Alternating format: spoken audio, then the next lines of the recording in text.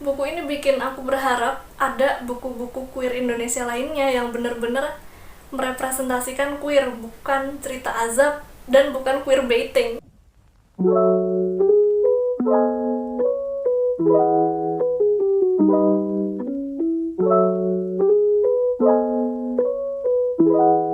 Halo teman-teman, selamat pagi. Aku Tika. Video kali ini bakal berbeda dengan biasanya, soalnya biasanya aku bahas novel mitologi, tapi sekarang aku bahas novel romance. Nah, kalau teman-teman follow Instagramku, teman-teman mungkin udah lihat buku ini nongol di Reels dan juga Instagram storyku. Nah, judul bukunya adalah ini dia, Contact Person Axel. Awalnya Contact Person Axel ini terbit di Wattpad, terus Dans alias Rika Sofia yang menulis buku ini memutuskan untuk self-publish.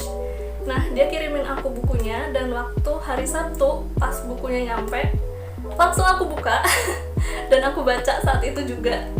Nah, sebelum kita masuk reviewnya, aku bakal kasih tahu blurbnya dulu biar teman-teman tahu buku ini bercerita tentang apa. Axel adalah seorang laki-laki penyedia jasa pacar sewaan. Nah, suatu saat dia bertemu dengan Veronica yang membutuhkan jasanya. Tapi Veronica ini bukan meminta Axel untuk berpura-pura menjadi pacarnya, melainkan memintanya untuk merebut selingkuhan suaminya dan menyakitinya. Nah, Veronica menawarkan bayaran sebesar 40 juta rupiah. Susah dong ditolak sama Axel. Dan ternyata orang yang harus ditaklukkan Axel adalah laki-laki ketus bernama Julian.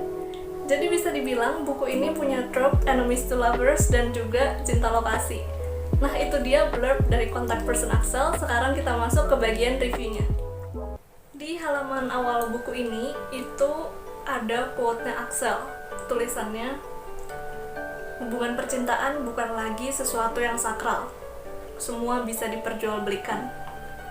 Nah, quote ini tuh bikin aku membangun kesan yang negatif terhadap pacar sewaan. Cuman, bab 1 buku ini itu mengubah semuanya. Jadi di bab 1 itu dijelaskan dengan cukup detail mengenai gimana rasanya jadi pacar sewaan.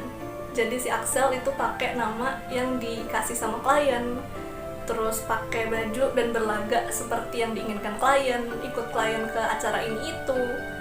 Jadi ternyata pacar sewaan itu perlu punya skill acting dan juga sosialisasi yang bagus. Itu 1. Terus 2, ternyata pacar sewaan ini cukup membantu. Jadi ada klien yang menyewa karena ingin berhenti di stalking. Terus ada juga yang menyewa karena ingin dilindungi dari dosen pelaku pelecehan. Ada juga yang mau ngenalin ke orang tua padahal sebenarnya lesbian. Jadi aku nggak bisa ngomong apa-apa. Aku udah kagum dari bab pertamanya sih. Kalau dari segi narasi, buku ini diceritakan dengan sudut pandang orang pertama, yaitu Axel. Nah, menurutku pemilihan sudut pandang ini cocok karena pembaca jadi lebih bisa merasakan apa yang dirasakan oleh Axel, apa yang dipikirkan, dan bagaimana pemaknaannya terhadap suatu peristiwa. Pembaca bisa ngerasain kesalnya Axel menghadapi sikap ketusnya Julian. Terus pembaca juga bisa ngerasain rasanya gay panic ketika Axel mulai menyukai Julian. Nah, cuman awalnya aku bingung sama narasi di buku ini karena waktu dialog Axel menggunakan kata gue. Terus waktu narasi dan monolog dalam hati, dia menggunakan kata aku. Awalnya aku pikir ini inkonsistensi di awal aja, tapi ternyata emang begitu sampai akhir. Jadi, emang ternyata gaya penulisannya begini. Ini adalah buku queer Indonesia pertama yang aku baca, dan buku ini bisa menggambarkan kesulitan-kesulitan hidup sebagai LGBTQ di Indonesia, tepatnya di Jakarta. Contohnya itu kayak diusir dari rumah, terus kehilangan teman, terus takut menunjukkan afeksi di ruang publik, dan lainnya yang nggak bisa aku sebutin karena nanti akan spoiler. Nah, selain kesulitan hidup jadi LGBTQ di Indonesia, buku ini juga berisikan isu tentang perselingkuhan. Nah, dari pemaparan isu-isu di dalam buku ini, pembaca bisa merasakan kalau Dance itu melakukan riset yang cukup dalam. Dance menulis buku ini dalam waktu 6 tahun karena selama dia melakukan riset, dia juga belajar banyak tentang dirinya sendiri, menemukan dirinya, dan itu membuat dia vakum selama beberapa lama sebelum akhirnya menyelesaikan buku ini. Dan akhirnya hasilnya sepadan dengan usahanya. Buku ini bisa menggambarkan dan merepresentasikan bisexual dan gay yang tinggal di Indonesia dengan sangat-sangat baik. Nah, tadi kita udah ngomongin hal-hal yang bagus dari buku ini, sekarang kita coba lihat kekurangannya. Nah, kekurangan yang paling gampang dilihat dari buku ini itu adalah cetakannya. Jadi ada bagian yang cetakannya kepotong, itu contohnya kayak bagian judul. Nih, tulisannya kayak gini, jadi nggak nyambung gitu. Nah, terus abis itu ada juga beberapa typo, terutama di bab-bab awal, dan ada juga hal yang nggak konsisten. Tapi yang aku suka dari buku ini, dia itu spine-nya kuat dan dia floppy tuh, jadi enak buat dibukanya dan nggak takut spine-nya patah.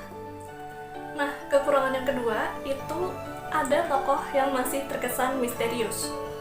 Aku nggak tahu apakah memang sengaja ditulis seperti itu atau kurang dibangun. Menurutku akan lebih menarik kalau latar belakang dan apa yang terjadi pada tokoh ini diceritakan lebih rinci, jadi pembaca tahu apa yang membuat tokoh ini menjadi seperti sekarang. Kesimpulannya, buku ini bikin aku kagum.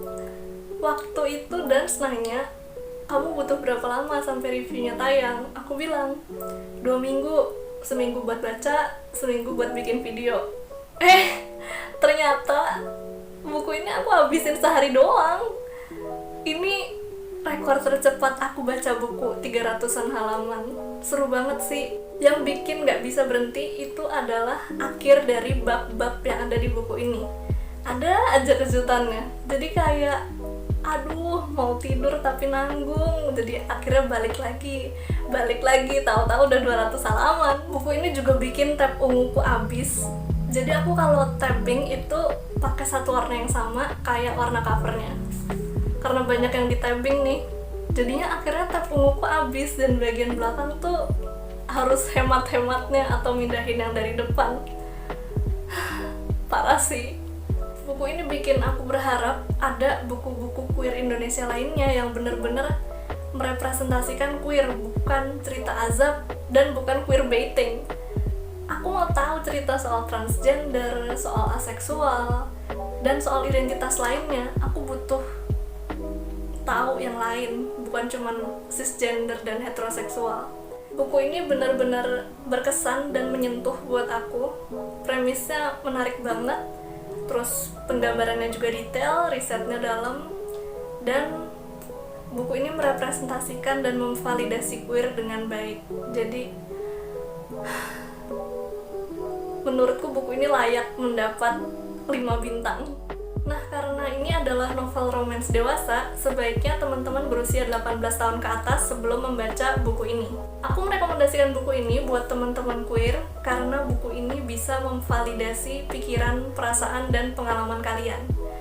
Terutama kalian yang bisexual dan gay atau sedang dalam hubungan MLM alias man loving man.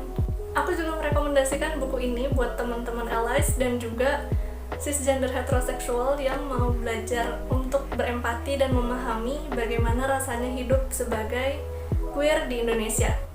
Nah, kamu bisa pesan contact person Axel ini dengan cara menghubungi Dance alias Rika Sofia, si penulis langsung. Link Instagramnya aku taruh di description box. Oke, itu dia review contact person Axel. Like video ini kalau kalian suka, dislike aja kalau nggak suka. Kalau kalian nggak mau like atau dislike, nggak apa-apa banget. Kalian bisa komen rekomendasi novel queer Indonesia lainnya buat aku baca, dan share video ini ke teman-teman kalian. Jangan lupa subscribe dan nyalain belnya biar kalian dapat notifikasi tiap kali aku post video baru. Sekian video hari ini, terima kasih sudah menonton dan sampai jumpa di video berikutnya. Dadah!